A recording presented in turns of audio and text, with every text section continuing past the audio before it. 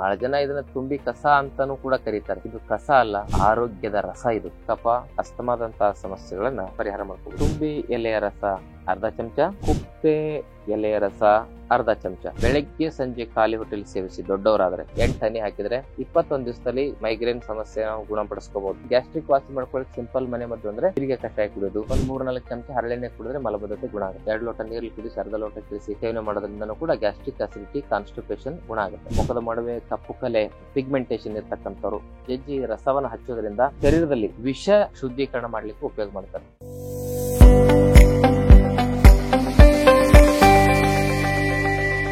ಶ್ರೀ ಗುರು ಬಸವಲಿಂಗಾಯ ನಮಃ. ಓಂ ನಮಃ ಶಿವಾಯ. ಸರ್ವರಿಗೂ ಭಕ್ತಿಯ ಶರಣು ಶರಣಾರ್ಥಿ. ನಾನು ನಿಮ್ಮ ಯೋಗ ಗುರು ವೈದ್ಯ ಶ್ರೀ ಚನ್ನಬಸವಣ್ಣ, ಶ್ರೀ ಗಂಗಾ ಯೋಗ ನಿಸರ್ಗ ಚಿಕಿತ್ಸಾ ಹಾಗೂ ಆಯುರ್ವೇದ ಸಂಶೋಧನಾ ಕೇಂದ್ರ, ಆರೋಗ್ಯ ಮಹಾಮನೆ, ಬೆಂಗಳೂರು, ಹುಬ್ಬಳ್ಳಿ, ಧಾರವಾಡ ಹತ್ತಿರ ಮುರುಕಟ್ಟಿ. ಆತ್ಮೀಯರೇ, ತಮ್ಮೆಲ್ಲರಿಗೂ ನಮ್ಮ ಯೂಟ್ಯೂಬ್ ಚಾನಲ್ಗೆ ಭಕ್ತಿಯ ಸ್ವಾಗತವನ್ನ ಕೋರ್ತಾ, ಇವತ್ತು ನಮ್ಮ ಮನೆ ಮುಂದ್ಗಡೆ ಸಹಜವಾಗಿ ಕಾಣ ಸಿಗ್ತಕ್ಕಂತ ತುಂಬೆ ಗಿಡದ ಪ್ರಯೋಜನಗಳನ್ನ ಕುರಿತಾಗಿ ಮಾಹಿತಿಗಳನ್ನ ನೋಡೋಣ. ಬಹಳ ಜನ ಇದನ್ನ ತುಂಬಿ ಕಸ ಅಂತಾನೂ ಕೂಡ ಕರೀತಾರೆ. ಇದು ಕಸ ಅಲ್ಲ, ಇದು ಆರೋಗ್ಯದ ರಸ. ಇದರಲ್ಲಿ ಅದ್ಭುತವಾಗಿರ್ತಕ್ಕಂಥ ಔಷಧಿ ಗುಣಗಳಿದಾವೆ.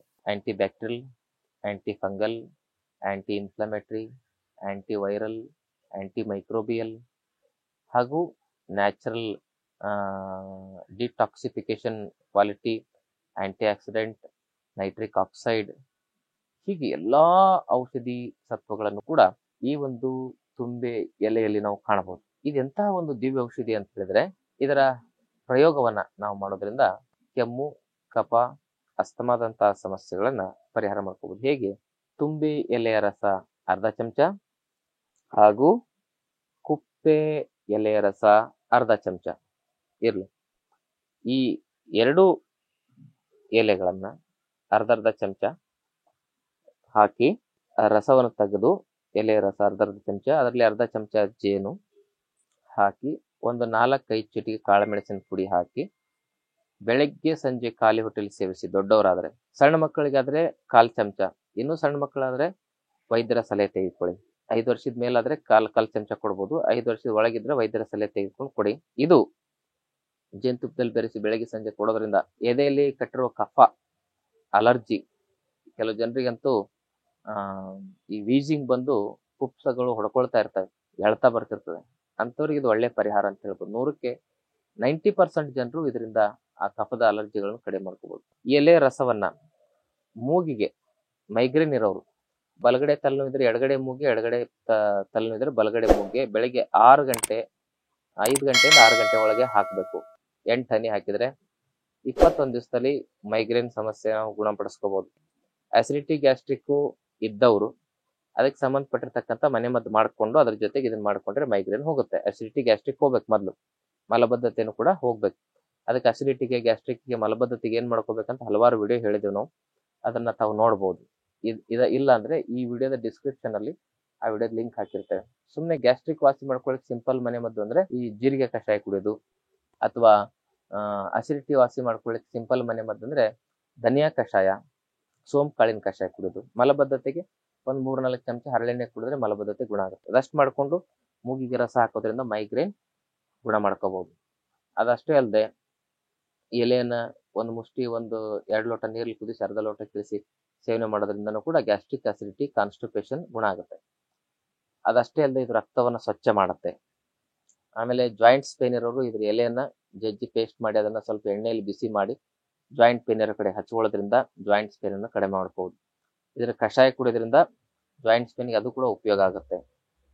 ಹಾಗೇನೆ ಇದರ ಪ್ರಯೋಗದಿಂದಾಗಿ ನಮ್ಮ ಹೊಟ್ಟೆಯಲ್ಲಿ ಈ ಜಂತು ಹುಳುಗಳು ಅಂತ ಸಮಸ್ಯೆಗಳು, ಕ್ರಿಮಿ, ಇವೆಲ್ಲ ಸಮಸ್ಯೆಗಳು ಇರ್ತಕ್ಕಂಥವ್ರಿಗೆ ಇದು ಬಹಳ ಒಳ್ಳೆಯ ಪರಿಹಾರವನ್ನ ಒದಗಿಸುತ್ತೆ. ಹಾಗೇನೆ ಮುಖದ ಮೊಡವೆ, ಕಪ್ಪು ಕಲೆ, ಪಿಗ್ಮೆಂಟೇಷನ್ ಇರ್ತಕ್ಕಂಥವ್ರು ಈ ಎಲೆಯನ್ನ ಜಜ್ಜಿ ರಸವನ್ನ ಹಚ್ಚೋದ್ರಿಂದ ಆ ಸಮಸ್ಯೆಗಳಿಗೆ ಪರಿಹಾರ ಕಂಡುಕೊಳ್ಬಹುದು.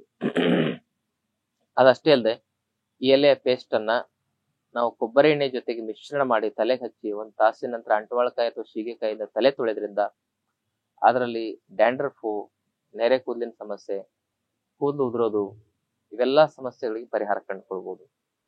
ಹಾಗೇನೆ ಈ ತುಂಬೆ ಗಿಡದ ಎಲೆಯ ರಸವನ್ನ ಶರೀರದಲ್ಲಿ ವಿಷ ಶುದ್ಧೀಕರಣ ಮಾಡ್ಲಿಕ್ಕೆ ಉಪಯೋಗ ಮಾಡ್ತಾರೆ. ವಾಮಾಚಾರ ಮಾಡಿಸಿ ಹೊಟ್ಟೆಗೆ ಮದ್ದು ಮಾಡಿ ಹಾಕಿರ್ತಾರಲ್ಲ, ಅಂತಹ ಒಂದು ಕೆಟ್ಟ ವಿದ್ಯೆಯಿಂದ ತೊಂದರೆ ಕೊಡ್ತಕ್ಕಂಥ ಸಂದರ್ಭದಲ್ಲಿ ಈ ತುಂಬೆ ಎಲೆ ಕಷಾಯವನ್ನು ಕುಡಿಯೋದ್ರಿಂದ ಆ ಹೊಟ್ಟೆ ಇರ್ತಕ್ಕಂಥ ವಿಷ ಶುದ್ಧಿ ಆಗುತ್ತೆ, ರಕ್ತದಲ್ಲಿರ್ತಕ್ಕಂಥ ವಿಷ ಶುದ್ಧಿ ಆಗುತ್ತೆ. ಹಾಗೇನೆ ಇದು ನಮ್ಮ ಲಿವರ್ ಅನ್ನ, ಕಿಡ್ನಿಯನ್ನ, ಹಾಗೂ ಕರಳನ್ನ, ಹೃದಯವನ್ನ, ಮೆದುಳನ್ನ ಸ್ವಚ್ಛಗೊಳಿಸ್ತಕ್ಕಂಥ ದಿವ್ಯ ಶಕ್ತಿಯನ್ನು ಹೊಂದಿದೆ. Vital organs, brain, lungs, kidney, liver ಮತ್ತು ಹಾರ್ಟ್, ಈ 5 ವೈಟಲ್ ಆರ್ಗನ್ಸ್ ಗಳಿಗೆ ಶಕ್ತಿಯನ್ನು ತುಂಬತಕ್ಕಂಥದ್ದು ಈ ಎಲೆಯ ಕಷಾಯ.